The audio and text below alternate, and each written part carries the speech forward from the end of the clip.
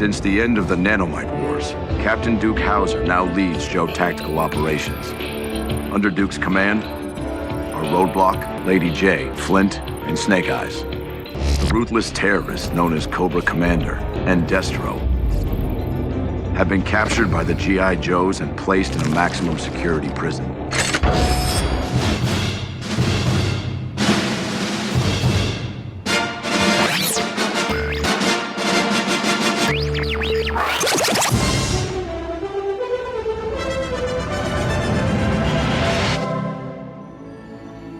Shut your mouth, Brenda. This is Film Sack.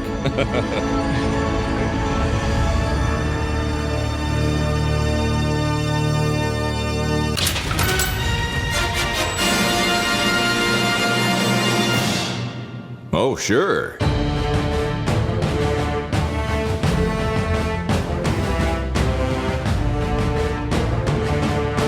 Hello, everybody. Welcome to Film Sack. This is Film Sack, mining the very depths of film entertainment for all mankind. This is episode 718. My name is Scott Johnson, and I'm joined today by Brian. Dude has a nanobot Firefly B robot stick Dunaway. Bzz, bzz. Oh, hi. This week on Film Sack, we G.I. Joe Retaliation by swapping out our favorite Hasbro Duke Tatum action figure with a Dwayne the Roadblock Johnson after the former meets an untimely end due to a lack of interest and not a firecracker. And the latter is Saved by the Well while attempting to carry the whole Joe franchise on his huge, swole backpacks. At least until the Mountain Ninjas with Zip Guns B storyline shows up and steals the show. Snake Eyes. Anywho. Welcome to the room full of nuclear briefcase symposium. We in the U.S. calls ours the football because it's brown and football shaped. That ain't right. But we obviously all shop at the same doomsday online tech shop. Oh, look at that. Made in China. Who would have thunk? Now, who wants to be the first to launch all their nukes into the stratosphere and then blow them up and, of course, create no global consequences at all? Nobody? Are we playing Battleship? Hasbro. Anyway, me first then, you bunch of chucklelucks. Randy, you betrayed the Hardmaster, and that makes me feel weird. Also, could you please stop saying Hardmaster? Yeah. Maybe. Hardmaster. Yeah. That was great. I did not miss your Chuckalux reference. That was fantastic. Yeah. Makes me want a cookie right now. That's good. I want those, and I want the Thin Mints. I was promised. Yeah, that's right. Also, I have some beef with what they made Bruce Willis say with. Anyway, we'll get to it. Everything. Also with us, Randy, Girls with Guns Jordan. Aloha, Scott, Brian. Randy. All right, listen up. I'm General Stunt Casting. First name, Joe. That's right. They named the whole thing after me. Every time someone has a cup of Joe, I get a royalty. Every time there's someone who eats at Joe's, I get a kickback. Every time someone says Joe Mama on stage or on a screen, 1.5 cents to me. That's how this business works, and business is good. So here's the deal. Cobra is back, and they're doing some wildly, overly complicated scheme to use President High Sparrow to convince other countries to do something. And it's all a big snooze fest, but we're going to solve it by one-on-one fights between our guys and their guys. We'll take down President High Sparrow easily if you follow my 3 Joe rules. Ha ha ha! I said Joe rules. I have to pay myself half a penny. Number 1. When you're in someone's house and they're in the other room, so you peek into their cabinets to see what they've got, maybe don't. There could be weapons of mass destruction behind the soup cans. Number 2, speaking of cans, I'm sorry, but if you're a woman, you're required to wear the tightest push-up bra ever invented by science and mankind. Good luck breathing out there. Number 3, everyone you meet that isn't already established has to pretend to be your enemy at first. Then you embrace and relieve the tension.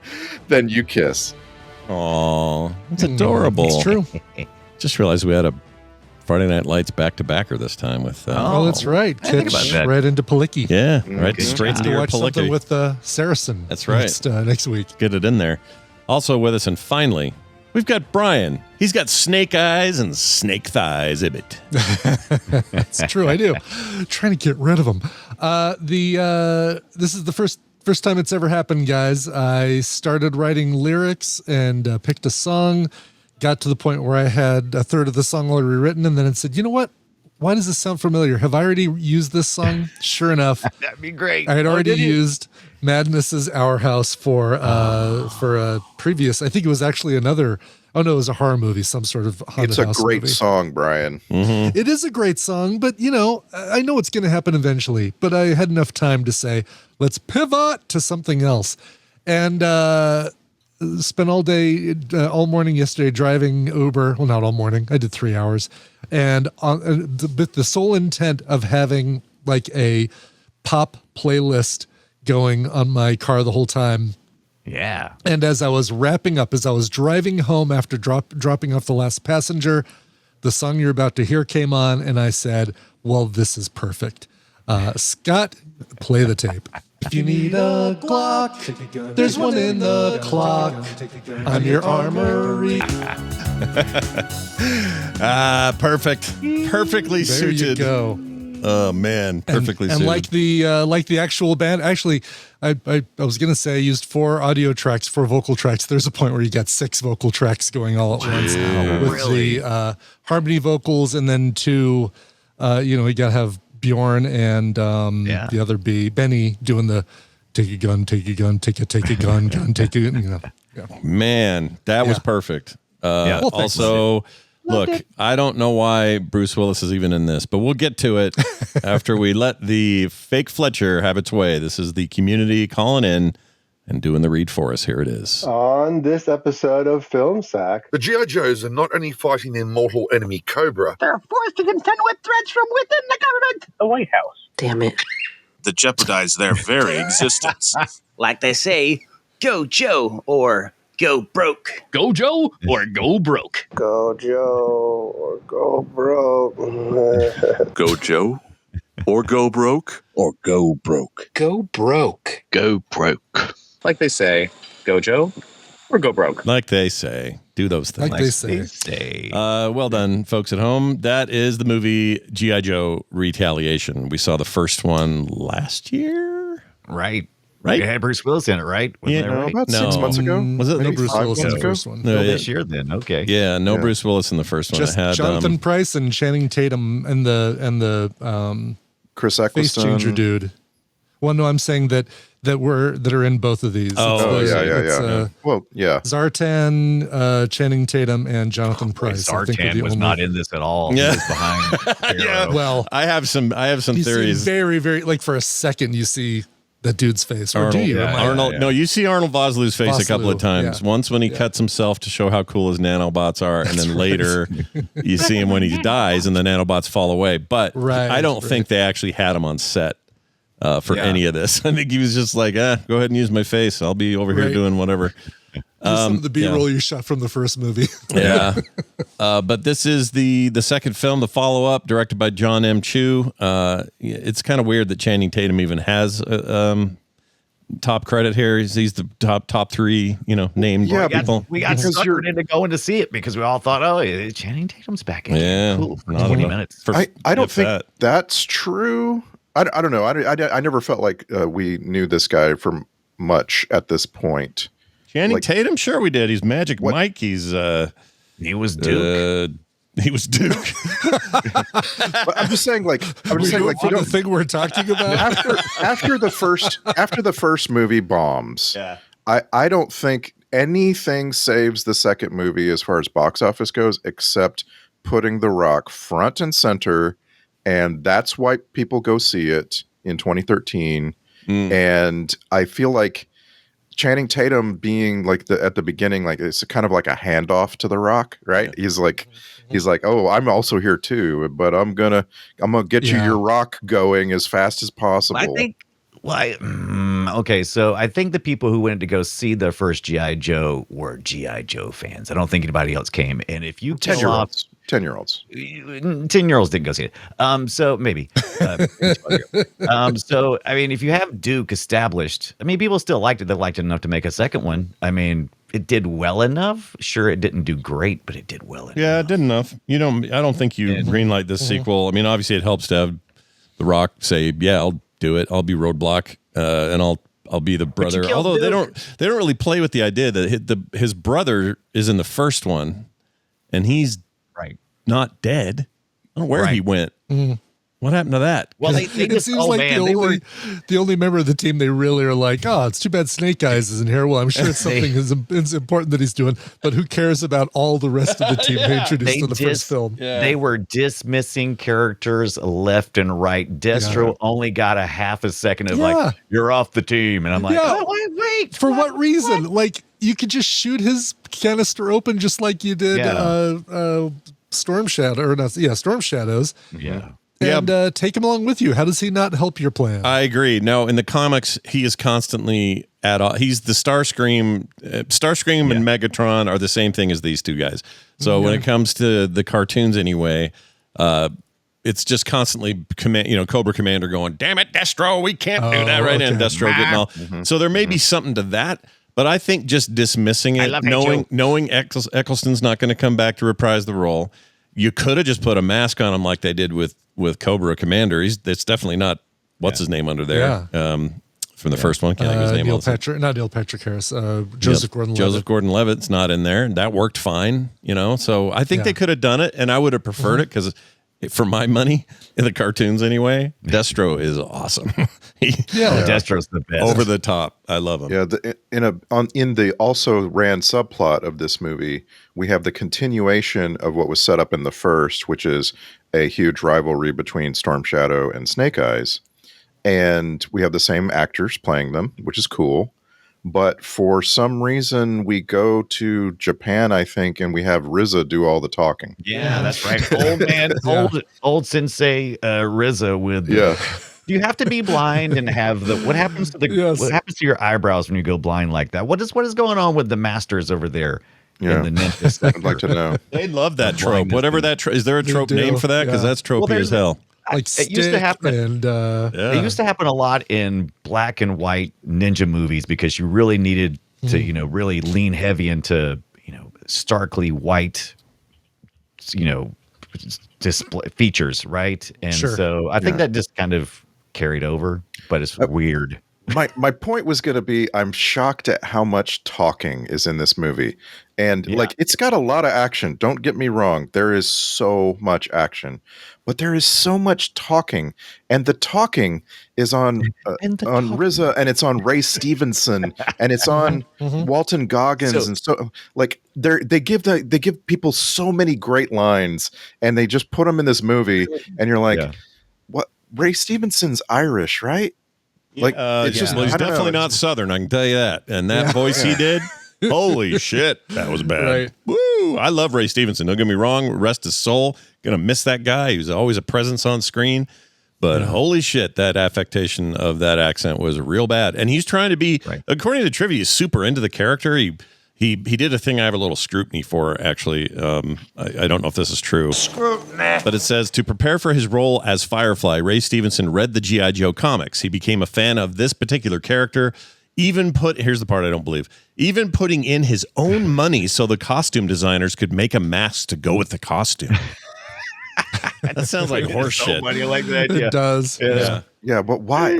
Yeah, okay. Yeah, dude kicked in an extra $500 for this making of this movie. Yeah, it just doesn't make any stupid sense. But him doing that accent, rough. That was rough. Yeah, I felt like Jonathan Pryce, who's Welsh, was okay, but it just got me thinking again, just like Black Hawk Down. What are these people doing in this movie? I don't understand. Well, he was worse. The first movie, Jonathan Pryce, his accent kept creeping out. And I think we talked about it here on the show. This time it was fine. And part of it was him getting to say things that were just snarky and kind of shitty because it's not really him in there. It's Arnold Vosloo in there. Right. Who isn't really in there. But yeah, like under a thick layer of price. There's just you know what I should say before we really go much further, and we can all talk to this, but this has one of my favorite action scenes I've seen in a decade. That mountain shit, the cliffside. It even makes all the rest of the movie seem a little limp compared to it because that stuff was freaking awesome. I found out that they took 20. Let's see, it's right here. Yeah, the cliff battle took over 2 months to film alone. And tons of practicality out there. Like it's not just all digital stuff. There's some, but most of it is dudes with ropes doing crazy dudes with rope shit. And that blew my effing mind, that sequence. And they knew it because when they advertised this, I remember when it came out, because I wasn't that excited about the first G.I. Joe. I was like, all right, fine. But then when they showed this one, I got very excited because that was the stuff they featured, because it's the best stuff in the film. The action in this film, the stunts in this film, the way everything goes in this film, the action is absolutely the star of this show. I think Storm Shadow just outshines everything, even Snake Eyes. He's awesome.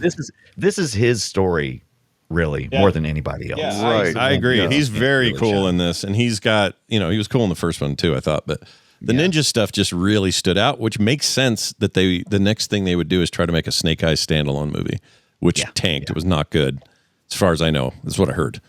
Right. And also, I don't think we need to watch it here, don't we? Yeah. I feel like we need probably do. On the Closure. list, right? Yeah. But I think Ray Park probably not doing those kind of stunts anymore. I don't know if he still does that stuff, but that to me was like, holy shit, now what are you going to show me? Because the rest of your movie's not going to hold up to your freaking Ninja on the Mountain deal, and it didn't. I'm afraid to say. No. Like, I'm sad to say, it just did not hold up to it. There are a few other cool things, like the idea of shooting a giant tungsten rod from space. Oh, that was a cool shot. Based on some actual stuff. There's like what they call it, Project Zeus. It's actually based on the United States Air Force's Project Thor. It was nicknamed Rods from God. It's based on this principle of kinetic bombardment, where they would do that kind of damage. Yeah. But it's too much. Like, the whole plot of this movie is like riding on the idea that you could use a fake president to convince the entire world to disarm themselves, and then you're the only one holding the gun. Right. And that's like an interesting thing, but it's so overcomplicated in this movie that, like, I ended up checking out on that whole thing. Like, you got all the leaders of the free world in the same bunker together. Yeah, that symposium at the down here in South Carolina with the football symposium, where they all brought their own little quick Their own suitcases, they have perfectly working Wi-Fi. Shop at the same sharper image. Yeah. And also this idea that was their entire arsenals in the air. That's not true. You'd have all kinds of backup shit. Superman 4. Which one was it? When that right there, like, because that was the whole idea, is that they fired them all and then blew them all up. Okay, you don't get away with it that easy blowing them all up. You would blow up a lot more than just poof. Now they're disabled. It doesn't work that way. Second of all, there's no way they only all had like 10 each. They've got hundreds, if not thousands, of warheads pointing at each other. And then you get, surprise, we actually have even more guns in space now. Someone would have known. It's just like, it was too much. It was a Cobra move, though. I mean, right? Oh, that's Cobra. Oh, that's so cool. Hell yeah. That's, and that, okay, Dunaway, thank you for going there, because this is why I think overall I actually liked the movie, and I liked it more than the first one. This one leaned into what makes G.I. Joe, the cartoon, the basis for all of this, and is not afraid to melt that cheese. Just really go for the stupid moments, over the top. Cobra standing there going, hoorah, like a freaking a-hole. Like, that stuff's great because that fits the cartoon. Now, that's a hard dance, right? Because you're trying to make a general audience happy, and my 80s kid, school's out, I'm watching G.I. Joe at 3 o'clock. Same time. Yeah, it's hard. So I don't, it's a very uneven experience, but there's moments in this where I was just like, holy shit, they really got it this time. Did all three of you grow up with the cartoon? Grow up watching the cartoon? Oh, yeah. Never saw a single one. Oh, my God. So I'm the member of the audience that is like, all right, give me some G.I. Joe. And I think I probably talked about this in The Rise of Cobra, but, I get to come into this from like, all right, I'm the person that, whose date really likes G.I. Joe and brought me along to the movies. Yeah. So we've talked about this before on previous episodes of Film Sack, but I always, when someone says something like this to me, it's so unbelievable, I always have to ask, How, as a Unbelievable. kid, how did you approach all of the G.I. Joe public service announcements? I don't understand. How did you? I don't think he saw him. Right? Here's the thing. Yeah, they were usually tacked on to the ends of the shows, weren't they? It's not like they showed in the middle like Schoolhouse Rock or I feel like they were everywhere. Really? I felt like I saw making your wagon PSAs wheels. starring Yeah. G.I. Joe. And it's because Saturday morning cartoons were this complete thing. It felt like to me there were networks that were like the network that had G.I. Joe had made a whole 3-hour long thing, you know? Yeah. And maybe I'm wrong. Maybe Well, I'm misremembering. Part of the problem is we also have a modern reference for this because that dude made those really funny, kind of pre-YouTube funny PSAs that were all twisted. Yes. Yeah, help computer and all that. Yeah. And that's where I first saw those. That's like, okay, so G.I. Joe did these. Interesting. All right. Yeah. So here I found the answer to but this. here's also the thing. I think I'd be able to figure out what's going on, even if I hadn't seen the cartoon. Randy, to answer your question, don't get into a stranger's van. Kind of has global knowledge as opposed to just being a reference to G.I. Joe. There were 35 PSAs, and I Were there can't really? imagine. Oh, wow. Yeah, I can't imagine seeing any of them and not going, "Oh, Ripcord's interesting. Roadblock's interesting. Scarlet is very interesting. I'm gonna go find out more." Yeah, Lady I mean, Jane. as a kid, for sure. But here's how it went. In the episodes 85 to 86, the entire run of the show, which is crazy to think. They've had other spinoffs and other stuff since, but this thing only ran for a year. It was a ton of them, though. During that original syndicated weekly cartoon, the PSAs were often tagged onto the end of the thing. So you'd say, here's the moral lesson of the week or of the episode. It was like the Archies singing a song about, or Fat Albert singing a song about what just happened on that episode. Yeah. And then here's the part Randy's probably remembering. So Randy, you're onto something. Standalone broadcasts of each episode, or sorry, not each episode, but sometimes those PSAs alone were inserted between other kids' cartoons on local TV stations. And then What was the year on that? Was that probably after I stopped watching? 85 to 87 is the entirety. yeah, it's the whole run of the That's thing, it. yeah. But these happen for years and years later for reruns and stuff. Let's see. Sometimes they would show up at random times. Network and syndicators use them as general public service announcements outside of the cartoon. So if the lesson was don't set fires to things, Yeah. they would use that as a general don't set fire to things thing no matter what you're watching. That was a common theme. Hey, we know you're setting fires again, kids. There was one where Hawk teaches you to pay attention to railroad crossings, and I believe I saw it 100 times. Yeah, that was on a lot, it felt like. Now that you're saying it, maybe I did see this in between other shit I was watching. Interesting. Yeah. And the one if where I did, I just kind of like, all right, How cool. did you even survive? How did you know not to do all that? I know, stuff? right? It's crazy that without Joe and Hawk and Scarlet and all the other people you mentioned telling me not to do it. there was no guy named Joe. That's what's driving me crazy about this movie. Sure. Yeah, Well, this movie, we do have a Joe. You Bruce do, but Willis's that's what's character annoying Joe. is because in the lore of G.I. Joe, the closest you get is the 70s doll, standalone, no big group. It was just a dude named G.I. Joe. Then this cartoon, like, I don't know, were there 70s kids that were all fried up and mad because the cartoon decided to do this? Not my Joe. Yeah. Not my Joe. Yeah, if the internet existed, it feels like it had gotten shredded, but Joe was supposed to be 12 inches tall. Everybody knows that. yeah, and it has a beard. Right. Yeah, very closely cropped, reddish brown hair. Yeah. Yep. And instead, it was like, oh, it's an organization. And the cartoon never once referred to anyone whose name was Joe, ever. So now this movie's like, no, it's Bruce Willis living in the suburbs. His name's Joe. Which then gives the question, like, he forms this group and says, I think I'll call this the G.I. Joe team. Right, yeah. Or the been team after named me. themselves after him. Come to my G.I. Joe team. We'll have a few laughs. And then you're expecting to find out that he has a boss whose first name started with G and last name started with I.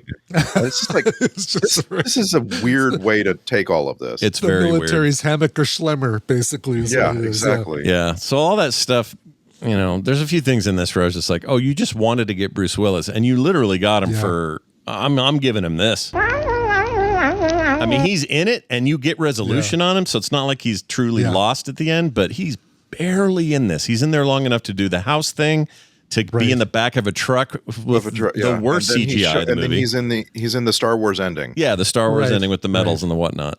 And also, Yeah, why he's- did can someone explain why The Rock fired that gun at the end? Dude, I don't know. Like fired it Dude, right into the audience. It looked like. I said out Just want loud. to see if it worked.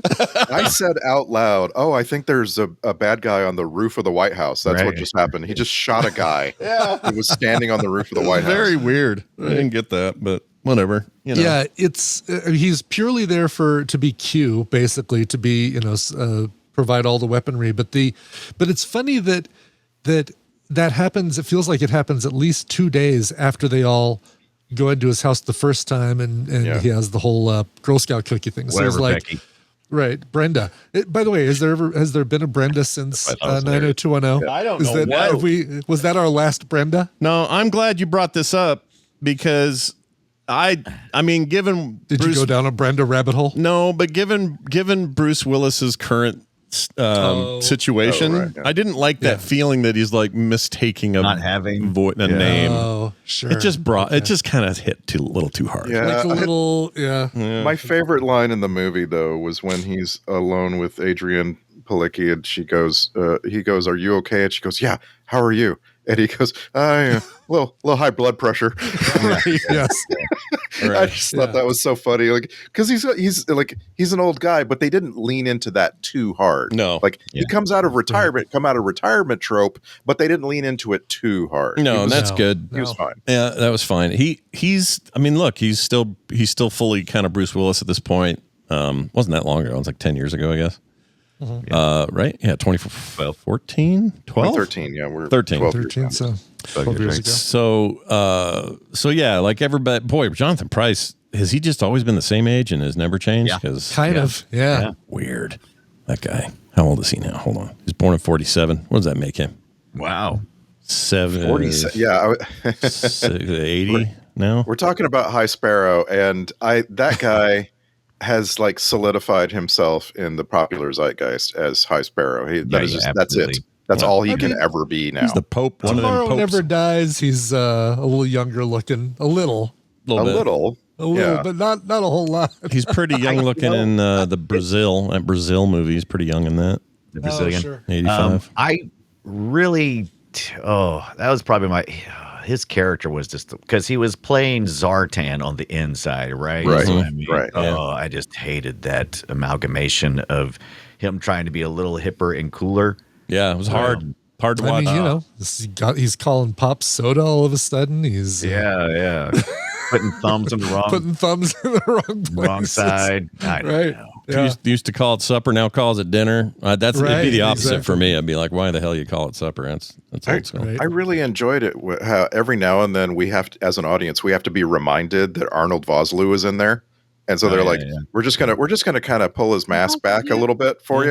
Mhm. Oh, look, it's the mummy. Yeah. Okay, now back to Jonathan. Right. Pryce. They should pull it Right. away and have him go Boudreaux, Boudreaux, Boudreaux, and then have him go away again. Because that's my favorite role he was ever in was that Hard Target movie. And don't you get the feeling that Arnold Vosloo is a foot taller than Jonathan Pryce? I just have this feeling. yeah. I think there's no Face doubt. problem, right? Yeah, Right. I think there's no Yeah. doubt that he's that much taller. He's a very tall man, and you never quite buy it. It's just like, okay. What kind of magic do those nanobots do? It's you need the Princess Leia. Aren't you a little short for a president? Yeah, some of that stuff, and then them acting like they're all CSI, going, "Well, his glove is on the wrong hand." It's like, all right, this isn't forensic magic here you're doing.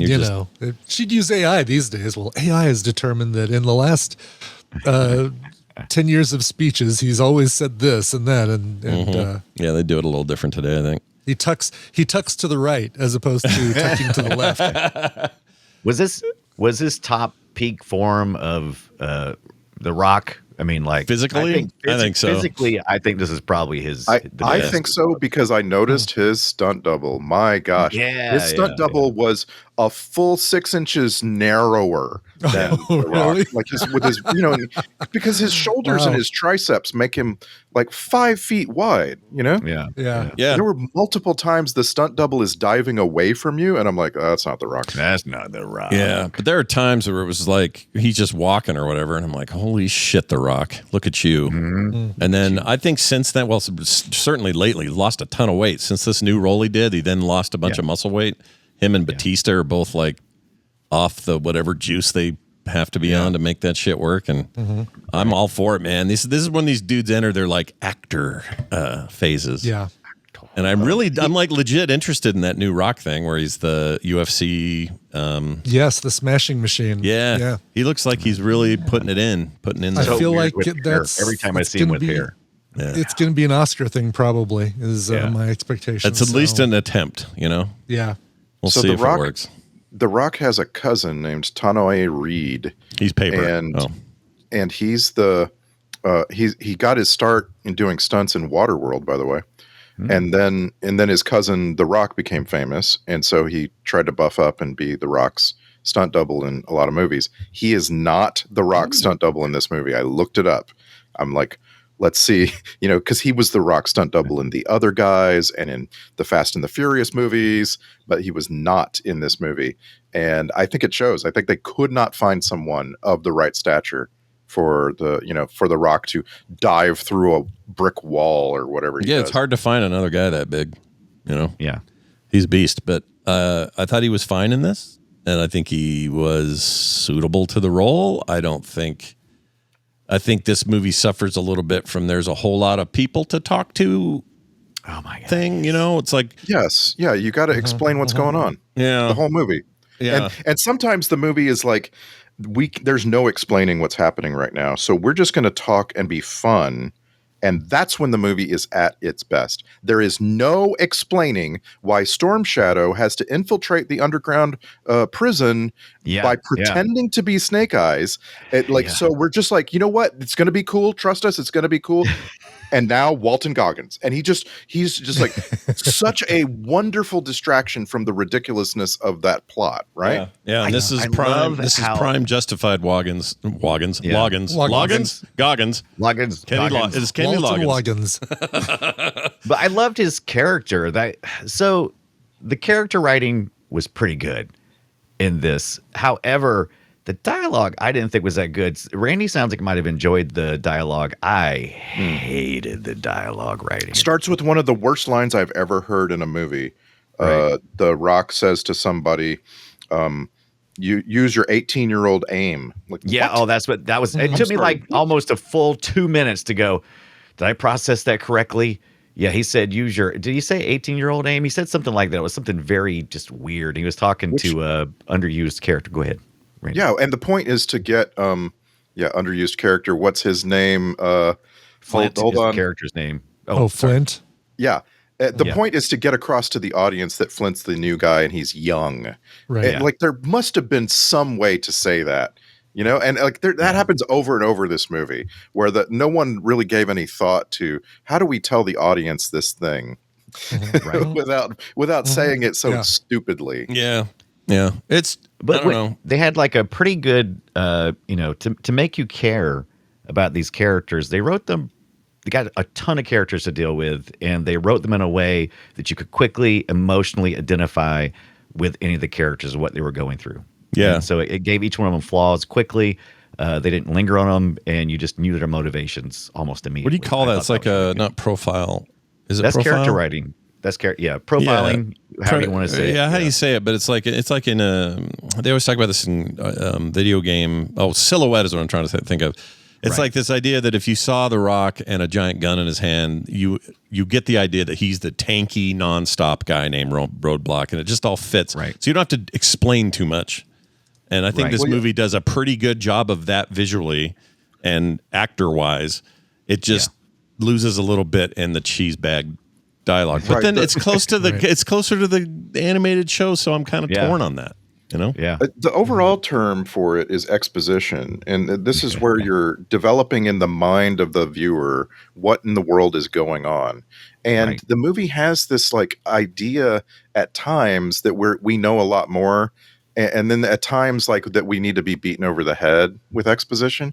Like it starts with this surprise. They're all like they all break into this place in North Korea, and then there's a flag that's flying over the thing, and we're supposed to be surprised. And I'm like, what happened? Right. I'm sorry, what was the why? And then we just go on. Okay. Right. Why is Roadblock so mad at Flint for dropping the flag? I mean, was it supposed to be, what? I don't know. Yeah. It could. I kept thinking he was coming back. I thought this movie was going to bring Duke back, because in the cartoon, you don't kill Duke. My gosh. They did kill Duke once, right? And wasn't he like not dead? Yeah, they did some comic or the cartoon? Cartoon. Cartoon. And the comics get way darker. They get bloody and darker, and they're really good. There's some runs in there that are, I think IDW is the current holder of those. Those are fantastic comic runs. The Transformers as well. They do a really good job with that stuff. But if this movie needed anything for me, it was pick a lane. You're killing dudes, which is not a G.I. Joe thing. They never kill anybody in the cartoon. So in this one, they are killing people, but it's so non-bloody and so non-violent kills that just fall down. Yeah, I'm just like, either go all the way or not. I'm not asking for hard R-rated G.I. Joe, but maybe I am. I don't know. Maybe you are, because like one of the weird diversions in this movie is that they've got Adrienne Palicki, and so they're like, let's just have some fun here, and let's have Lady J change clothes right behind another character, or then we're gonna like have a little, and you can see over the shoulder. reflection. I was so excited. Yeah. And like it's that kind of thing where I'm like, what are we doing on the rating though? Because like this could be way funnier if this was a PG movie and they were making it overtly PG, that joke. Yeah. Or just give me R, and I would really like to see Adrienne Palicki naked. I'm just saying. Goodness gracious. And let me tell you this too: if you're just a nerd walking around, leaving someplace, and an Adrienne Palicki type person shows up, she's definitely some kind of plant. Do not talk to her. Right, exactly. Right? Yes. Right. If it's that easy for her to like, oh yeah, come back to my house and right.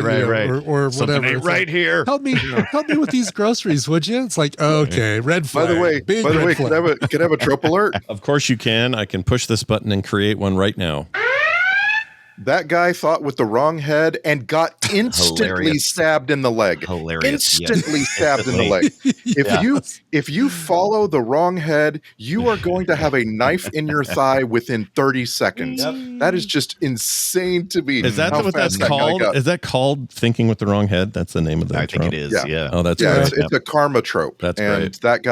that guy's karma was just repeated back to him instantly. I do like the idea that anybody involved in the political spectrum is just ready to throw down and have sex with a stranger at any second. I like that. And they trope. really got it. Sure. They caught us really quick with, I mean, once again, I'll go back to how they're developing these characters with some of the things they were doing. Like he was talking to his wife, getting off the phone with his wife. So you instantly knew shortcut.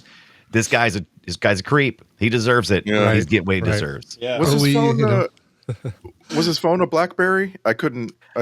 Was it a flip? couldn't. No. They had BlackBerry makes sense. We're in 2012. Everybody's got 13. Yeah. Everybody's got real phones. Remember we saw Angry Birds and the. Oh right, yeah. You said they're playing Angry Birds, so yeah. Yeah, we're well into that phase. They were playing Angry Birds. I forgot about that. Yeah. We didn't do the. Well, I mean, BlackBerry's carried on for a while, but this is well past the smartphone era, I think. But yeah, like I hated that scene when he's playing Angry Birds. That pissed me off. That annoyed me. Were you angry? I was angry. I was like, yeah. It's like, why that? Like, I know you're trying to make Jonathan Pryce seem like he's a dick inside. Yeah, but dick inside. You didn't have to have him play Angry Birds. This is the point in the show where I point out that most of this was filmed in Louisiana. They had to find a section in New Orleans that looked enough like Washington, D.C. to stand in, and it just didn't. It just didn't. They were all over the New Orleans area of Louisiana filming this thing. Notice James Carville in there so you would know, right? Oh, yeah, dude. He probably just had to walk down the street to find him.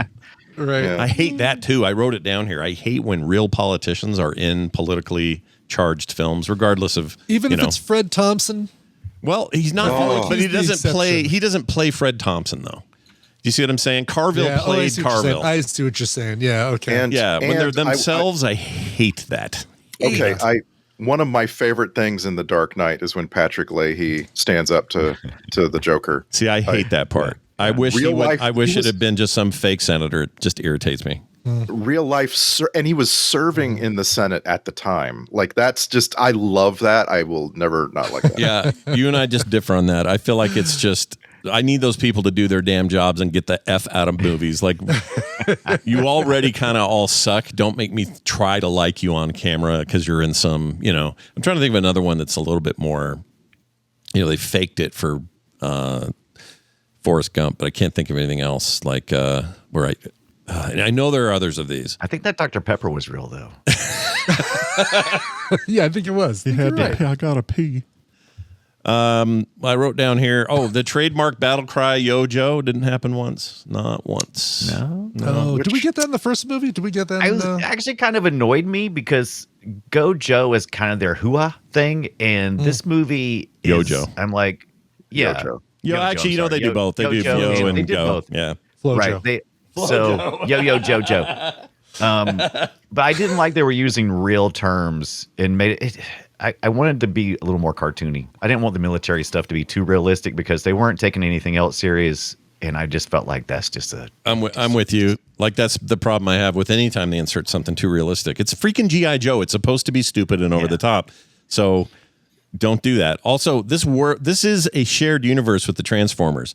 Why no Decepticons taking advantage of shit while these giant rods are being shot out of this space? I felt like the music was very much of that, of the Transformers. When it first started, I was like, oh, did I turn on the wrong thing? This kind of almost like Transformers music. This is true of all dark action movies. And by dark, I mean underlit action movies from this whole time frame, like starting right after The Matrix and going all the way through like the late 2010s.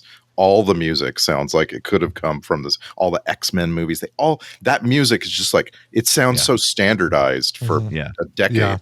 Yeah, I don't mind it. I just think, I think this particular soundtrack's okay. It just sounds like all the others, There's a lot of samey going on, I think. I'm wondering, and just like, I've gotten the feeling that maybe Ibit liked it the least. I'm just trying to put us all on a gradient here. Oh yeah, we haven't really gone around and liking said. it. Yeah. Oh, by the just movie, not just the score. Yeah. The whole movie. I had a good time with parts of it. I enjoyed the cliff, the action sequence on the cliff. The cliff zips. But it was really just a matter of, I'm parking my brain at the door. I know what I'm in for. And I liked going into it kind of knowing, if I think about it too much, I'm not going to enjoy it. I think it's fair.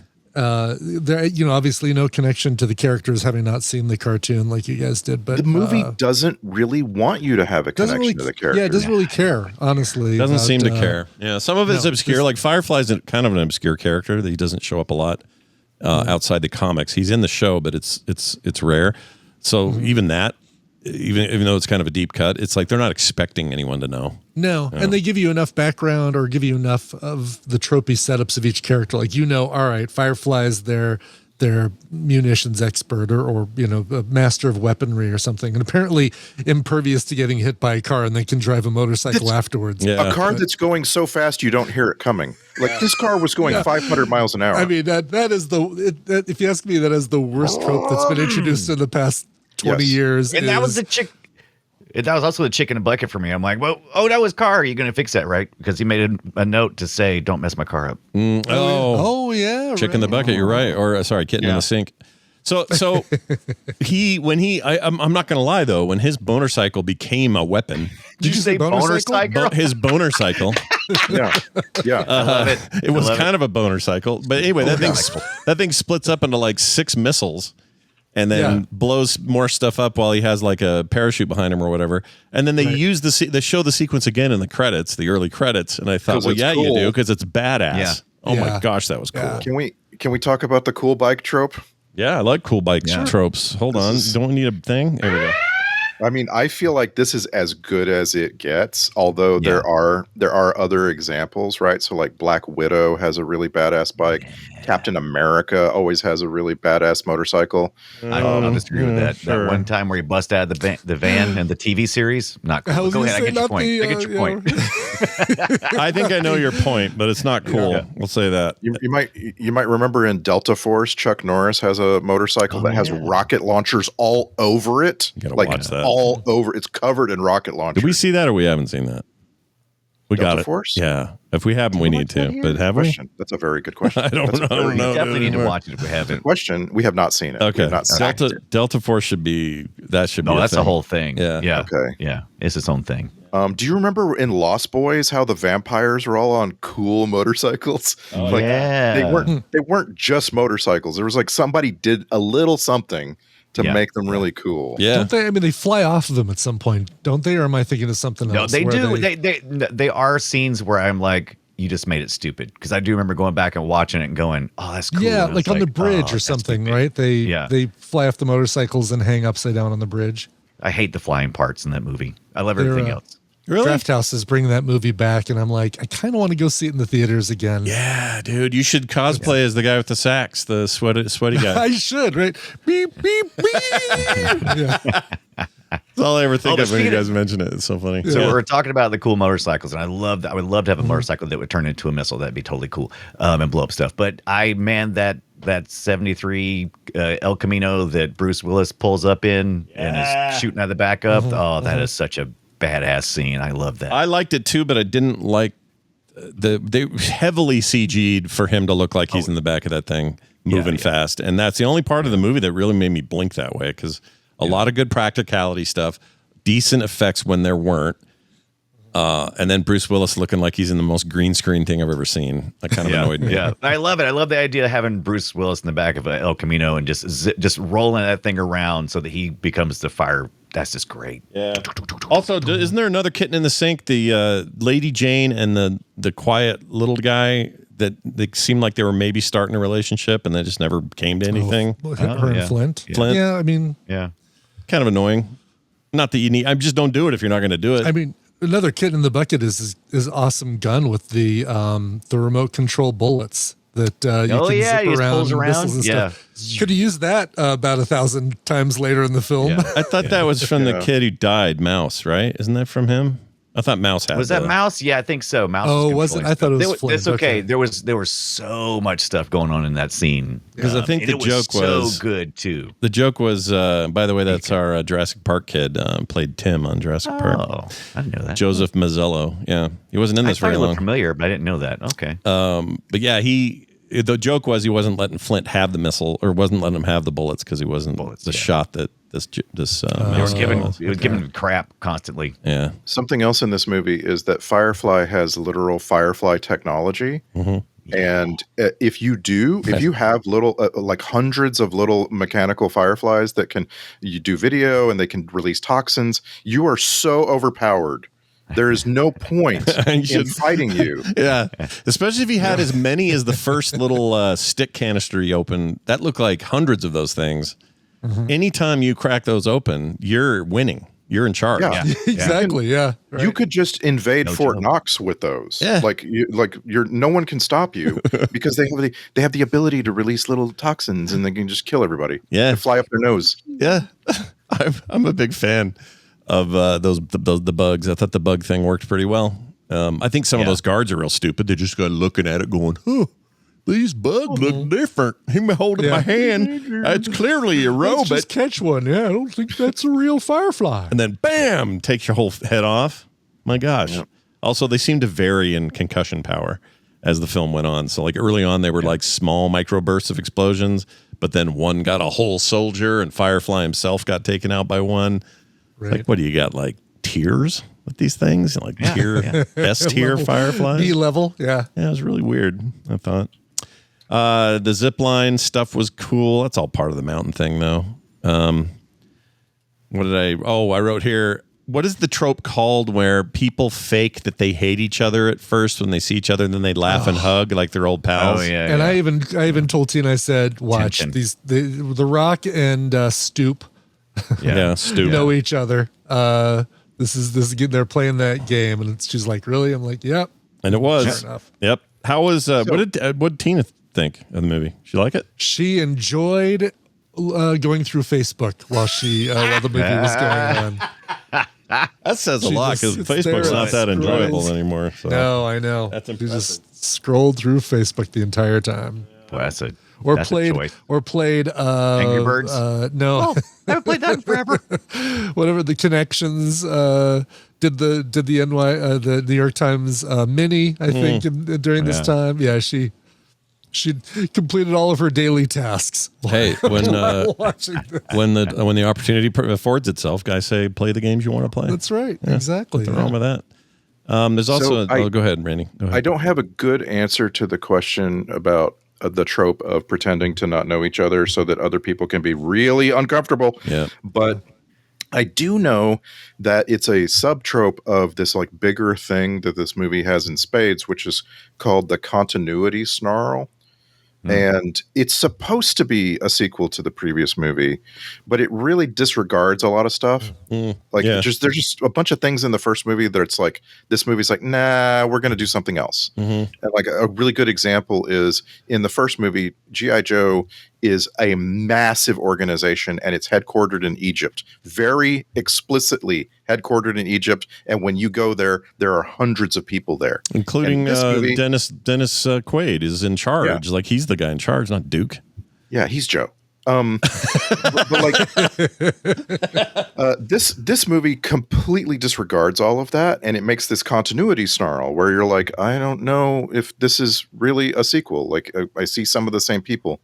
Then they adhere to some of it, like the whole like two ninjas growing up and their master gets killed thing. They were very meticulous about making sure we remember that from the first movie. So it's very inconsistent that way. And of course, in the thing that bugged me, and we've talked about it a bit, is that in the first movie, G.I. Joes are highly advanced technologically. They have really impressive tech, and they're right on the verge of like battle mech, like superiority.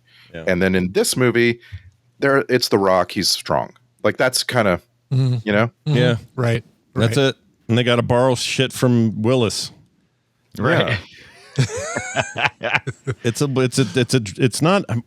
just them saying, I don't know what this is actually. What do you call that when a sequel kind of ignores half of what you established in your first? Well, they film? had to destroy every. The first one didn't work, so they had to like tear it all down and build it anew. They do that from time to time. It's a reboot, not quite a sequel, not quite a reboot. I mean, it is a sequel, obviously, but that. They're rebooting the whole team. So yeah. I guess it's fine. I'm trying to think of another example where it works better, and I can't right now. So maybe this is just hard. Tokyo Drift.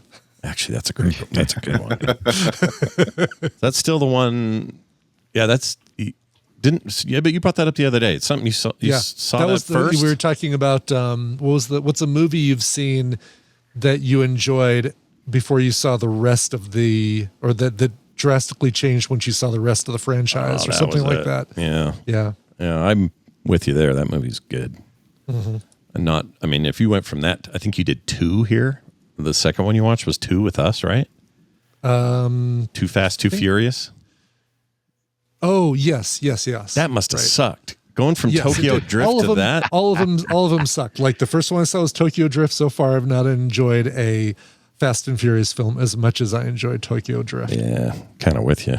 Those new ones are just, speaking of The Rock, they got dumb. And we saw the first one here as well, but we haven't adhered to following the film order on that one because it probably doesn't matter. No. Yeah, I don't know. I really like Fast and Furious movies, especially 4 and beyond. And I'm like, I don't know that I really want to. Like watching G.I. Joe Retaliation made me think, gosh, the Fast and the Furious movies are this times 10. And I'm just like, I don't know. It's a little tiresome to like not enjoy them just to have them on, because I'm going to talk to my friends about them now. I don't know. Sorry. I just noticed where I saw RZA recently. Isn't that Nobody 2 movie, the sequel? Oh, is he in that one? Yeah, cool. He plays Harry. I knew I saw him in there and went, oh, how do I know him? And then I immediately forgot. Don't forget, we've sacked RZA before.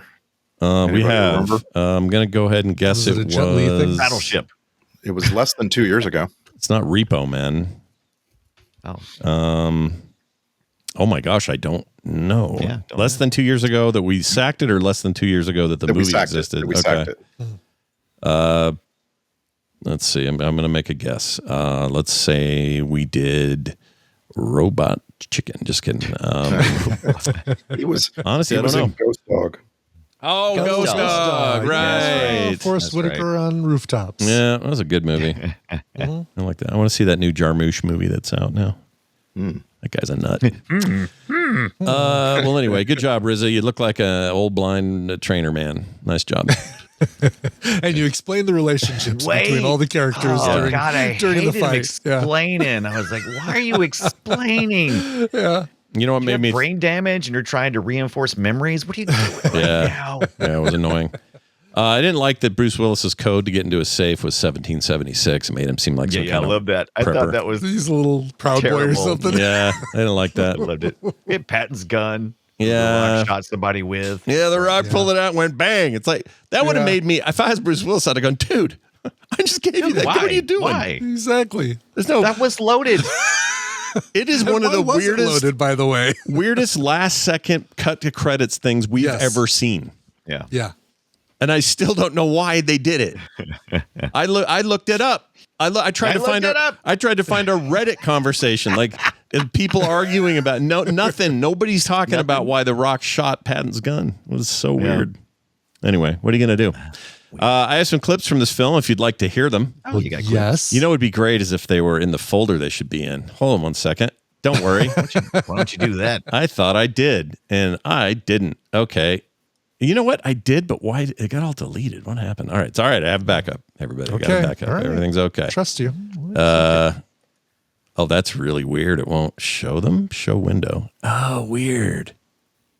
Okay. I did have him in. It's an app error. All right. Here we go. Okay. Say the name. Retaliation. Yeah. Yeah. Retaliation. Just wild getting a master actor like him to say words like this. Get me the G.I. Joes. Yeah. It was said too much. The G.I. Joes was said too many times in this movie. And later on, I got a clip of somebody saying she's a Joe, which is just a weird thing to say, but whatever. The hell yes. Oh, this is 3 hell yes from I think The Rock and people on the plane. Here you go. Hell yeah! Hell yeah! Hell yeah. Hell yeah. He does that twice because he does the when they do the weapons check. Check. He's like, check. check. After a dozen of us, like, okay. That's a trick they use too many times. Yeah. Here's a line that annoyed me. Also, most of my annoying lines came from the president, but anyway, here it is. You know, they say this is a thankless job. But yesterday, I hung out with Bono. I swear. He helped me get that album off my iPhone. I didn't ask for it. I don't know why. Accent was really wavering. Like it was on the edge of just falling down. Yeah. I think he held it up better than the first one, like I said, but it's still kind of rough. All right, what's this? Quicker. It's him again. I'm the quicker blower upper, baby. That was it. That was another thing. I wanted to kill it. Quicker blower upper, baby. And I couldn't even picture Arnold Vosloo saying that. Yeah, so it didn't. Right. It kind of didn't work. All right, here's Walton Goggins doing his thing. Snake Eyes. Last place I thought I'd see you. Warden James, it's a pleasure. I'm a very big fan. I love the black. It's very Johnny Cash. Yeah. Why would you name yourself after the worst craps roll, by the way? Like the craps roll where you lose your money, usually. Oh, is that? You can bet on it, right? You can bet on anything, but right. It's like standard craps play. It's kind of if Snake Eyes is one of the craps, basically. Yes, right. Yes. I'm just saying if you can guarantee a double one, like that's a great thing. That's a really good thing for you. It's the smallest amount you can roll on a pair of dice, and I'm going to use it as my name. Yeah. Yeah, I feel like it's more about. We all thought he was very cool. Hey, I'm Boxcars. Yeah, we all thought he was way cool back in the day, and there were a lot of dumb names in the cartoon, and I guess it stuck. But if you don't have a background with the cartoon, it's the dumbest name. Like Snake Eyes. Come on now, give me double sixes. So I guess he's supposed to be the counterpart, right? Because Cobra Commander is a snake. And Snake Eyes sees him clearly. Oh, is that the deal? Okay. I don't know. I mean, the obvious parallel is Storm Shadow and Snake Eyes, just as kind of like the yin and yang. But right. But we got him reversed. Snake Eyes should have been part of Cobra, and Storm Shadow should have been part of G.I. Joe. Yeah, it got mixed up. I think the real truth is they were just trying to sell toys. Probably. Dunaway, you remember that episode we saw where Snake Eyes did breakdancing on a stage? You remember that? Yes. Oh, that was at was that Roblox's house? That was Roblox. There was a house party or something, and they were all dancing and regular dancing. Yeah. Well, all bad. And yet you feel like I've missed out on something by not watching the cartoon. I think we just proved that. I think the window of when you would have enjoyed it closed in 1984. I think that's and I agree. And I think I would probably actively dislike G.I. Joe now because it's kind of obnoxious. If I'm honest with myself, it is. It's just obnoxious and over the top, and it's designed to sell toys, like you said, and all that. But as a kid who grew up with it, I have some fondness, I guess. Yeah.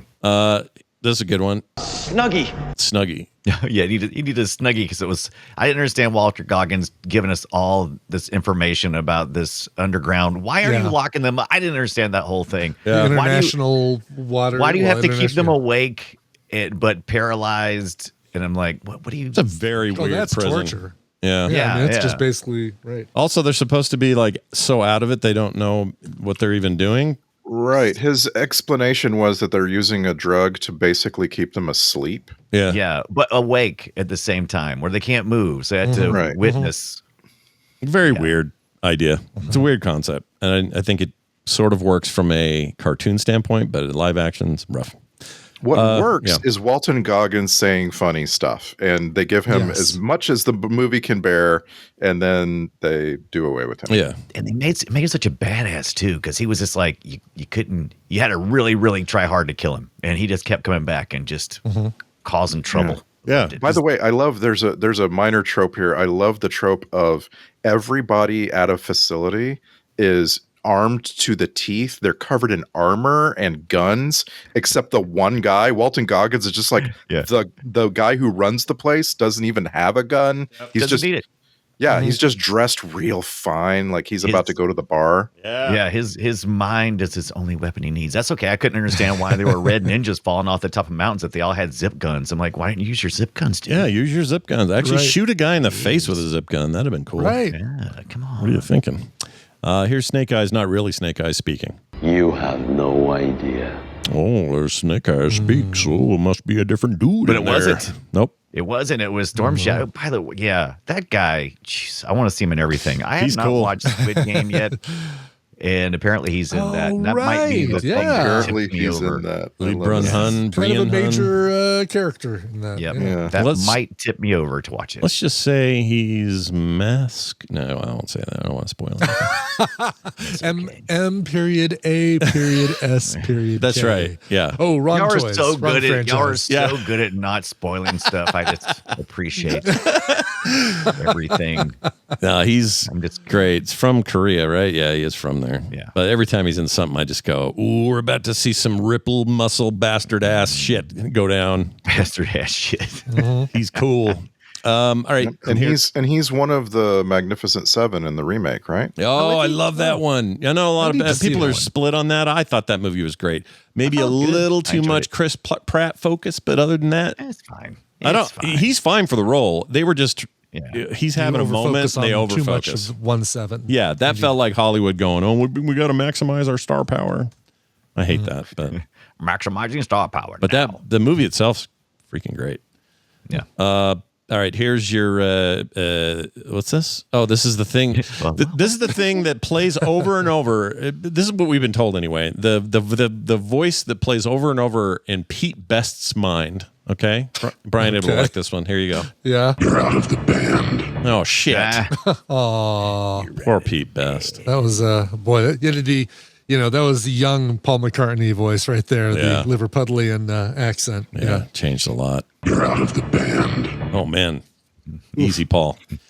Maybe Paul is dead. All right, let's see. Here's a bad accent. Making most things go boom by 9 a.m. And most people do all day. Most people do all day. I hated it. I hated it too, but it was the right kind of hate. Because he was such a badass in the movie where he was he was a really good bad guy. He was the real bad guy, right? Cobra is just over the top. He's just at the top doing shitty things as you do. Yeah. But Firefly is the one that wiped out all the Joes. Yeah, he is the one. And he's more actively just like in the scenes and fighting and all that.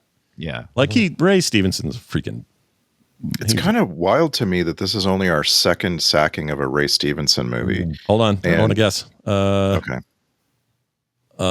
Shit. I know this. We didn't do the second Punisher, did we? He's the Punisher in the second Punisher. Oh, really? Yeah. Wow.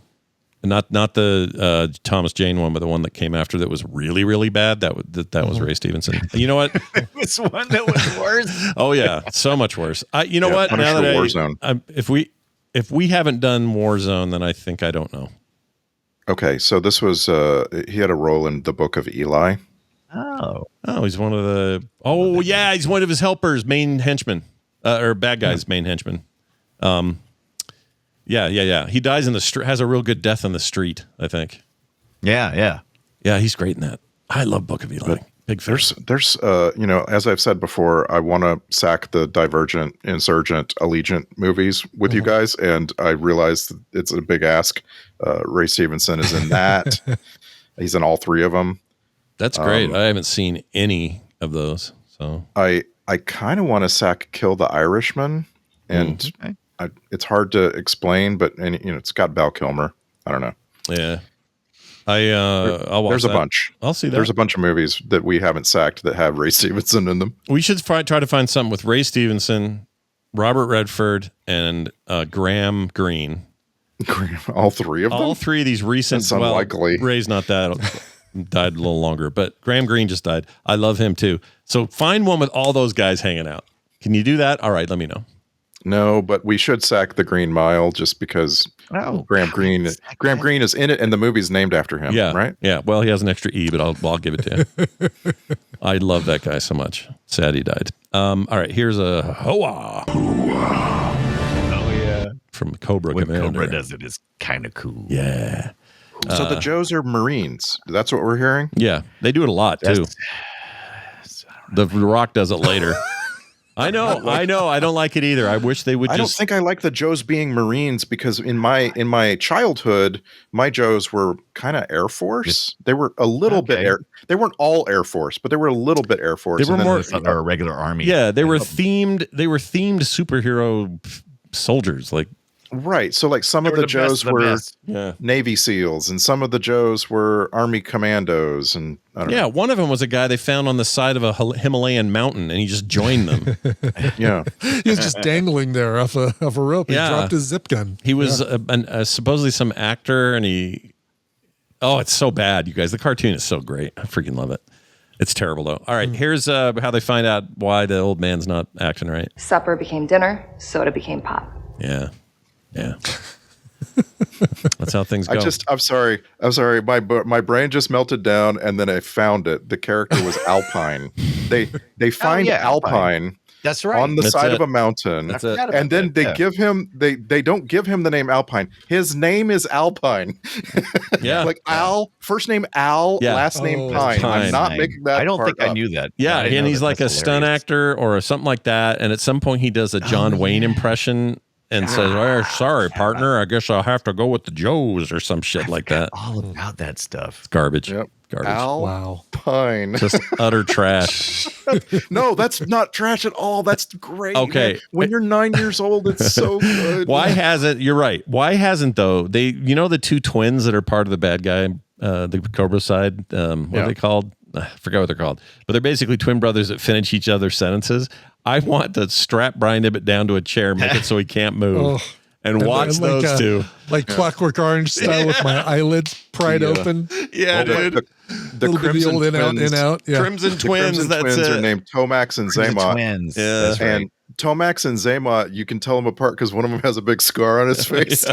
I just love that. But they do things like, What if we're going to have to go after a Cobra. Like they finish each other's sentences. It's just shit. It's such shit. What if we told you Sergeant Slaughter was in there? What would you think then? I love it. Boy, he's not much of a wrestler guy either, though. Ibbett, neither am I. Oh, that's true. Okay. That's true. All right. I only know. You know what? I only know hated Sergeant this one, The Slaughter. Rock and I only know Slaughter from G.I. Joe. G.I. Joe. Oh, really? To everybody else, it was like, "Hey, you hear the wrestler guy is going to cross?" And Sergeant Slaughter's gonna be on. I can't believe it. Yeah, I didn't know. I thought Gung Ho was already in there. What? Sergeant Slaughter. I saw Sergeant Slaughter was at this retro game convention we just had here in town, and he He's insanely slaughtered. buff for a guy that's as old as he is. He looked, he still looks 103 ripped. now. Wow. Gotta be. He had no teeth. That was one thing I noticed. I just want to. I said this the last time, but I just want to remind you: this character Sergeant Slaughter was developed by the wrestler Robert Remus for himself, and it was based on something not G.I. Joe.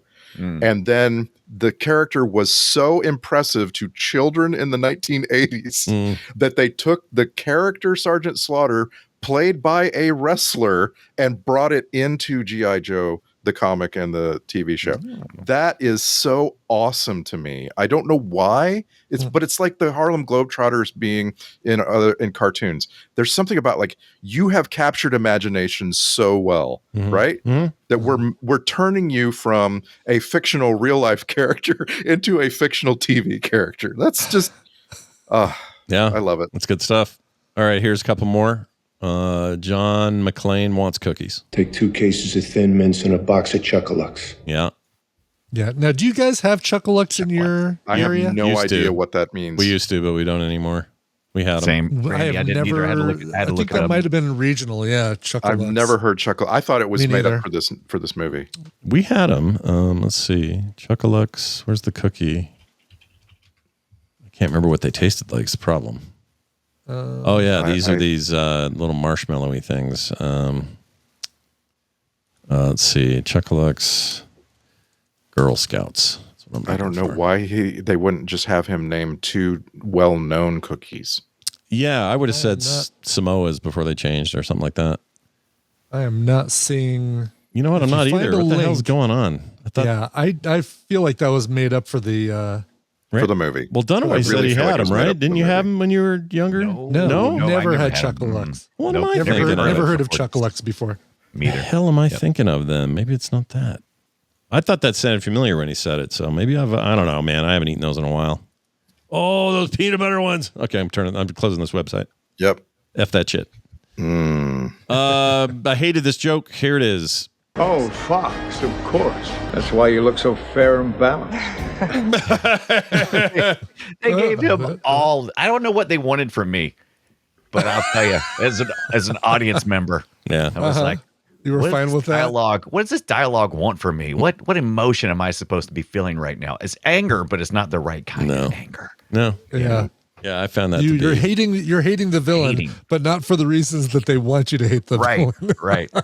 Yeah. It's weird to me how in the 1980s I was so convinced that G.I. Joe was good and Cobra was bad, and then it's 2012 and I'm like, I'm not as black and white on these people. No. That scene though with the flag going up, the Cobra flag on the White House, that made me pause for a minute. It's just like, sometimes I keep expecting Zartan to show up any day is what I'm trying to get at. All right? That's what I'm trying to say. I like when they said Zartan. Every time they said Zartan, though, it got me excited. I was like, ooh. I think I just killed the Hardmaster. Yeah. When you go to the tan place, you get your Zartan, don't you? You pull that out. And You have to, well, yeah. I mean, if you want the all over tan, you do. Yeah, you do. Show that beef. I don't know what that meant. She's a Joe. She's a Joe. Okay, she's a Joe. Great. Let's see. When The Rock has to poop real bad. One in the chamber. Yeah. One in the chamber. God. Yeah. I didn't see that coming. That's great, Scott. Only The Rock. Only The Rock sees it coming. Yeah. Was there like a payoff to the put this bullet in your mouth thing they did? Oh, I didn't understand it. I felt like I missed something there. I was Like you were expecting like, oh my God, we're out of bullets. Wait a minute, I still have this one in my mouth that's going to save the day. Yeah, no, I'll tell you what you missed. You missed this. Gross. Yuck. That's what grossed me out the most. I hated that. Don't people? really? Yeah, Okay. putting a dirty old freaking bullet in your mouth. Ugh, Yeah. not good. Yeah, not surprised. Somebody help that Jurassic Park kid. And I thought it was the noises that Storm Shadow made when they put the knockout gas mask over him. It was like something make you like he was like swallowing it or something. Yes, exactly. Like that was drinking it or something. Oh. Yeah, that was gross. Speaking of which, Damn ninjas. Yeah. Okay, this is a phrase you don't say. I don't know why he said it this way, but here it is. Let's kick that ass. Let's kick that ass. Let's kick that ass. I like that. I don't. I hated that. That annoyed me. Just said, let's kick ass. I kick that ass. Kick some, kick all the ass. That ass. Kick all that ass. Kick some ass. Kick his ass. Those are all fine. He's pointing at one guy's backside. Let's kick if you did that, I'd go for that. That'd be fine. Yeah. Here's The Rock saying, hoo-ah. Sounds like he's slipping. Yeah, we have to remember this is an actor. This is not actually a soldier. True that. Let's see. Here is one more of the president saying too much. With you and you and you and you and you and you. Okay. Calm down. That was a lot of use. It's a lot of use. Yeah. I think it speaks to the strength of his acting career that I will not let this tarnish it. Yeah, as it shouldn't. Yeah. Right. It shouldn't, but we can agree a little too much Jonathan Pryce in this movie. That's what I'm saying. Yeah. Because he's kind of a wrinkly old man, he's not, I don't know. He's staring a lot. That's my problem. He's staring a lot and he sees right through me. Oh, absolutely, it does. That picture I put in our Discord of him and Terry Gilliam walking around. I don't know what movie is that. Who that is? Wow. Yeah, okay. Love that. What a cool pair those two would look like. They probably both have bladder issues and shit. Oh, okay. All right. If that's something you need, then Here's the Indian president. He could be no more wrong. You're joking, of course. Yes, of course we are joking. We are joking, of course. But no, we're not, because we're doing this. G.I. Joe. G.I. Joke. That'd be great if it was a joke. Anyway, film sack checklist. It goes like this: secret lipstick with a load of blinking lights is never going to be an issue. Check. That's not. What's the point of having a secret lipstick thing? It's going to light up like that. I don't know. Irritated me. I was mad anyway because what was we did that for a while where it was like time shifting. It's like you got to get out of there, you got to get out of there, and everything's like converging on the person. You're like, oh no, they're talking to them live, and they got to get out of there. They're about to bust up in there. Turns out they had left like 5 minutes ago. Yeah, like, oh, right. That's clever movie. That's probably got a name. Usually happens with somebody hiding behind something. And then the bad guy comes around to where you think they're hiding. They turn and they're gone from that space. Yep. That deserves. Mission Impossible popularized that more recently with the Tom Cruise one, and then they just kept using it. Oh, they used it all the time, which is great because the checklist thing. That's taken from the first Mission Impossible when he lands on the front of that car from the train. Yeah. Can I just add one little thing in there? Except for the fart noise. Yeah, go ahead. This was. This was such a weird example of real life writes the plot, because like North Korea was a thing in our popular, like in our news and stuff at the time, and it has been since then, but not really before, or like 2006 maybe. We just didn't hear about North Korea much. And so it was just like weird to me looking back on this, where they're like, North Korea is a nuclear power, and I'm like, it's 2025, they're still not a nuclear power. Sorry, you missed on this one. Good guess, fellas, you did it. It's also the kind of thing the movie does what the cartoon does: park your brain at the door, because it's like nobody would notice them building these giant titanium rods shooting wackadoo satellites that are scattered all around the world. There's no hiding that. No. You don't just suddenly appear up there. You didn't have it done on a moon base, or did they? That's the point, is they don't tell you shit. Yeah. Right. Dicks. Oh yeah, I was bothered by the physics, by the way. For the space bullet to really actually do huge damage to the Earth, you got to be farther away, and you have to accelerate it longer. You can't just have it in like a low Earth orbit and drop it. That seems crazy. It seems like if it feels like it's got time to reach a pretty terminal velocity, right? Basically. Which terminal velocity isn't enough. Like I'm saying, you want to go. It has to be projectile. Right. Well, according to the Air Force, their Project Thor, which is the rods of God or whatever they call it, they claim they could do this. I don't know. We haven't had them do it, so it's all based on theory. But maybe, I don't know. You always talk about, like, if a meteor is big enough and hits us hard enough, and in space, terminal velocity is what? There's no resistance. So what is it? Right, but I'm again not talking about terminal velocity. That's just the gravity in an atmosphere. Yeah. I'm talking about if you want to destroy a lot of things with a relatively small object, you have to accelerate it in space, and that takes distance. You got to go. You got to go like to Mars or something like that, and then you accelerate for hours and hours and hours, and you get to a very high speed. You can really do some damage. And like, it's just, I get it. I think it's fun and everything. I was just like, yeah, that's a really low orbit these things are in. It just doesn't feel that dangerous. What if The Rock said one in the chamber and then pooped real hard just above the Earth's surface? Yeah, no, I'll bet you that projectile. Yeah, I'll bet the Rock's feces. I'll bet the Rock's feces hits the toilet real hard. I'll bet he's broken a few toilets. You see him take out the whole of London with one turd. All right, let's get to what's after that, which is eluding me. There it is. Let's get to the Star Trek connections. Got to be, I know at least one here, but I've got a lot to tell you about. So let's just go. We have Joe Trest. It's CHR. Joe Trest is the chief of staff in this movie. He was in an episode of Star Trek Enterprise. Marcelo Tubert was the leader of France in this movie. The leader of France. Okay. He was in both an episode of The Next Generation and an episode of Picard, different characters. And of course, we want to always mention Dwayne "The Rock" Johnson, who's Roadblock in this movie because he was in an episode of Star Trek Voyager called Sunkatse, where 7 of 9 and Tuvok get enslaved and are forced to do gladiator stuff. And he's the gladiator stuff. He's the big gladiator. And didn't he also? That was like his first acting gig, I think. He was still wrestling and had hair and everything, and I think that's the deal. He definitely had some hair in that. Yeah.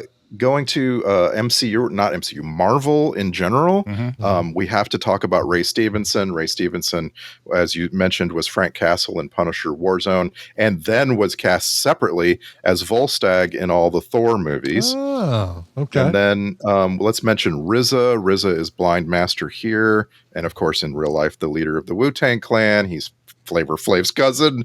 That cat directed Marvel's Iron Fist, and I want to give him credit for he was the director of Iron Fist. Oh wow! which I don't think is as bad as people like to. No, I love like it. To call I love it. Yeah, yeah. A lot of people really like it. I don't know why it's so divisive. And then I want to give you I want to give you one last Marvel connection that I'm going to use to come back around in the direction of Star Trek. Okay. And that's Adrienne Palicki. She's Lady J in this movie. She was Bobby Morse in Agents of S.H.I.E.L.D. But most importantly, she's Commander Kelly Grayson in the Orville. Will we ever get a 4th season?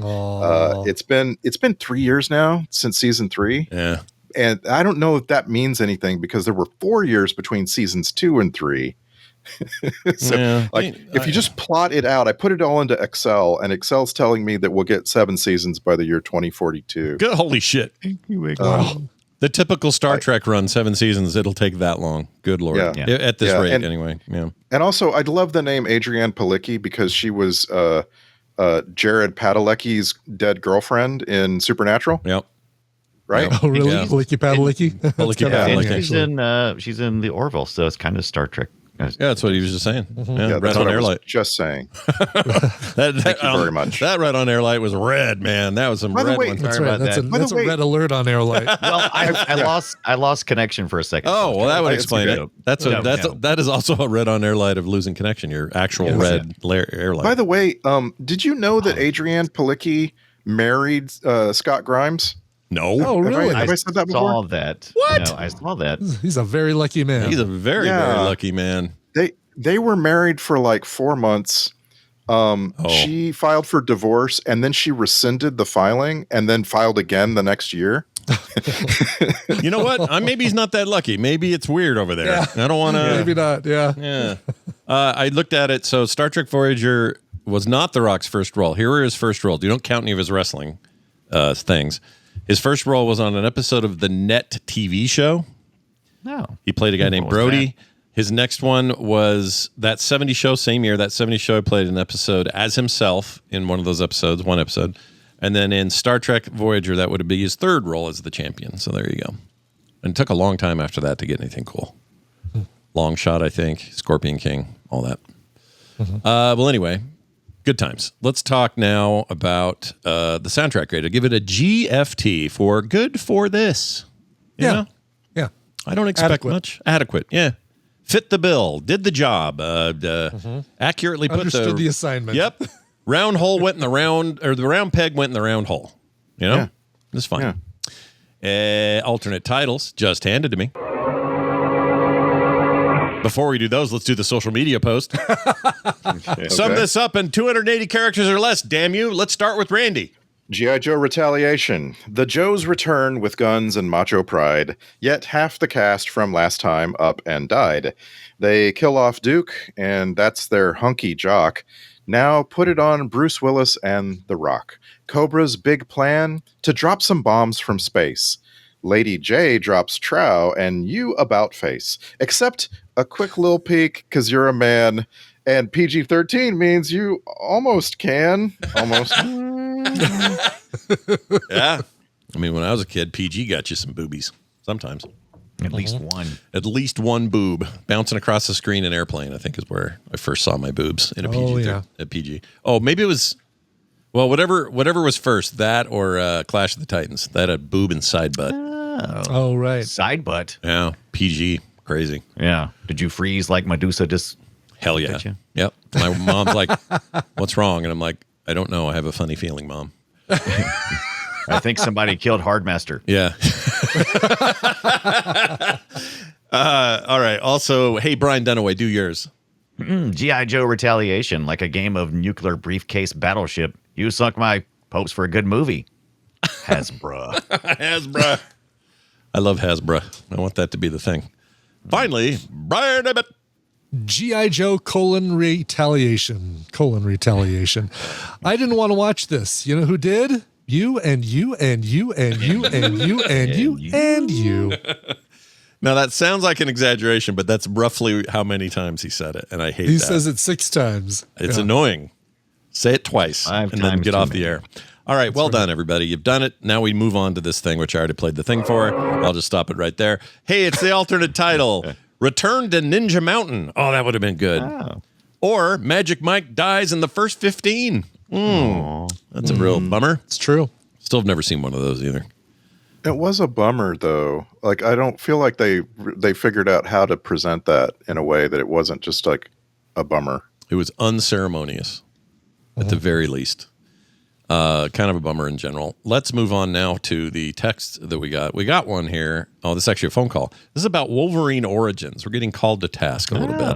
Oh, okay. Yeah, so here it is. Hey, Scott, Brian, and Randy. This is Colin from Seattle, Orthros in chat, calling about the latest episode of TMS on the Medicine Man, talking about y'all's absolutely wild He said TMS, didn't he? I think he did. It's in the Film Sack group, though, so he sent it to us. So everything he says after this point is questionable. And we didn't watch. No, we didn't watch Medicine Man on TMS, so we know what he's talking about. Yeah, he just is mixing his shows up. I think that's what's happening. Yeah, all right, here we go. go. Sorry. About the latest episode of TMS on the Medicine Man, talking about y'all's absolutely wild hot takes on X-Men Origins Wolverine. Truth be told, I actually like that movie, but not really the movie itself. See, X-Men Origins Wolverine came out when I was young, impressionable, and wore an eye patch and skull and crossbones hat.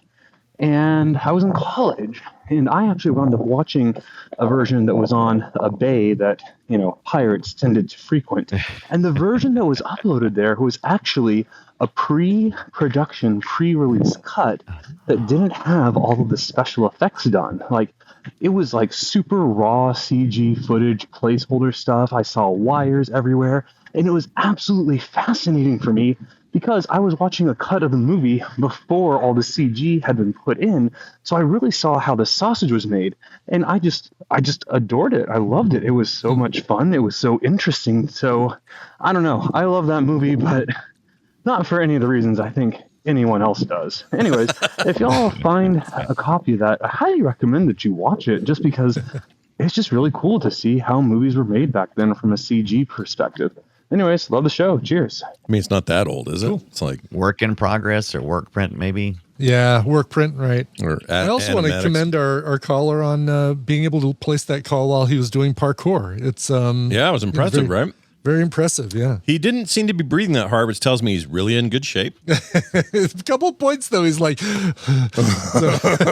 Doing better than I would, I'll tell you that. Yeah. Well, thanks for the call. We know what show you meant. It's not a problem. Yes. You guys want to send yours in, you can do that too. I'm fine giving Origins another walkthrough. Apparently I mean, I there guess was that's not what he was trying to convince me to do, but still. Let's watch it here. Apparently there apparently was a notorious 2009 work print leak of the unfinished movie. Oh, really? Ooh, of that one? I'll bet you can find it because you're weird that way. You'll find stuff. You want to find it? The stuffs. All right. I'm on it. Look in the bins at the bottom of the Walmart hole or whatever. Yeah, give me that. What is this down here? It's rats. Well, you went too deep. All right, let's just tell people if you want to do a voicemail, you can do that. Voicecast.app/filmsack. You can also email us, filmsack@gmail.com. All the ways to do it are at filmsack.com, so just go check those out. Got some brand new patrons this week that I would like to mention. I know what they're up to here, so I'll just read the first two that are normal, and then we'll read this one.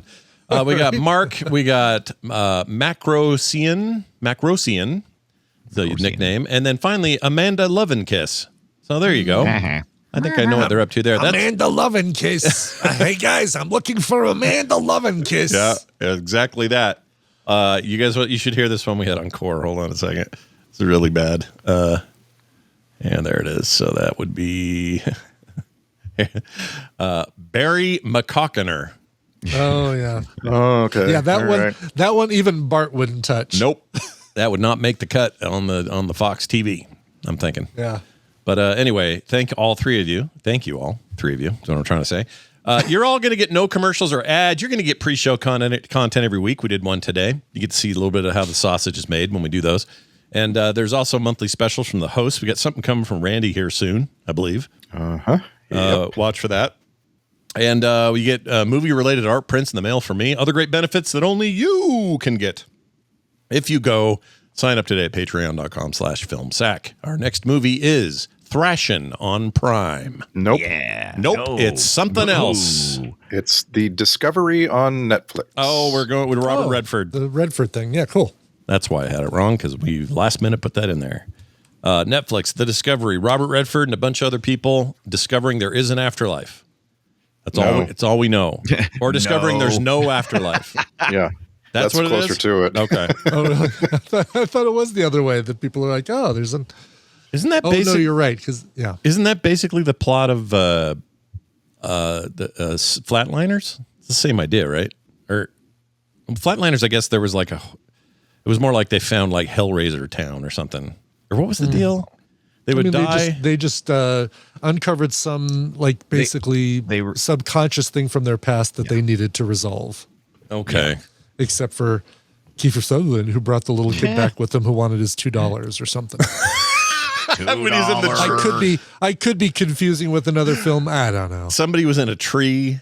I don't remember the deal there. There was something going on. All right. Killed well, a dog with a rock or something. yeah, we expect this to be its own thing. We have no idea, but it's as recent, just about as recent as you get with Robert Redford. He hasn't acted a lot since. In fact, is that his last? What's his last movie? That or one of the MCU things that he... Yeah, he did 15. That was 2015 for Winter Soldier. Did he come back? That's what I was trying to remember, if he came back for any of the other films. Maybe not. He was great in that. My gosh. Yeah, he was. I love that movie. Yeah. Redford. Hold on. Robert Redford. Robert Redford. He the last thing he made was he's executive producer of Dark Winds. I didn't know that. I love that show. Fantastic show. All right, let's look at his good show. Let's look at his acting. Here we go. Oh, Dark Winds. He played an uncredited chess player in the show he was producing. Oh, really? Yeah. Prior to that, a cartoon called Omniboat, a Fast Boat Fantasia. He played Lokia, the dolphin monster. And then prior to that, Avengers Endgame, where he got credit for that. But I don't remember if he was played a major role in that or not, or what happened. But Endgame was it.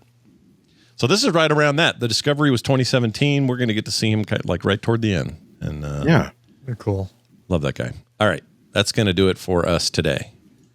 What else are we missing here? Filmsack.com. That's all. Go there. That's a place you'll find all the stuff. If you need to get a hold of us, whatever it is, it's all there. Filmsack.com. For me, for Brian, and for Randy. It's a pleasure. I'm a very big fan. I love the black. It's very Johnny Cash. Yeah, see. Nice job.